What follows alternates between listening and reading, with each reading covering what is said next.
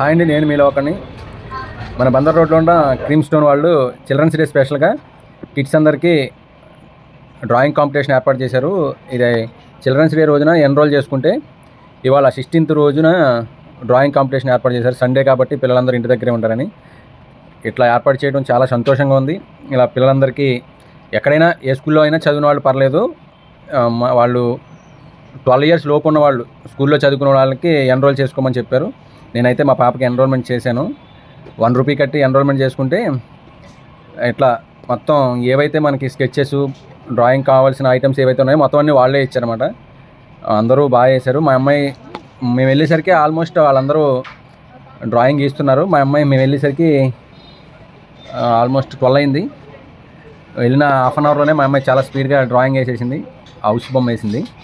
Okay, ఇలాంటి కార్యక్రమాలు మళ్ళీ ఎన్నో చేయాలని క్రీమ్ స్టోన్ వాళ్ళు మేము అనుకుంటున్నాము. చాలా హ్యాపీగా అనిపించింది. మీకు ఎట్లా అనిపించిందో కామెంట్ చేయండి.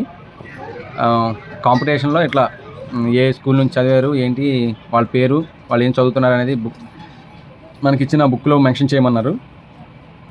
అలాగే క్రీమ్ స్టోన్ మేనేజర్ గారు లాస్ట్లో ఈ సర్టిఫికేట్ ఒకటి ఇవ్వటం జరిగింది.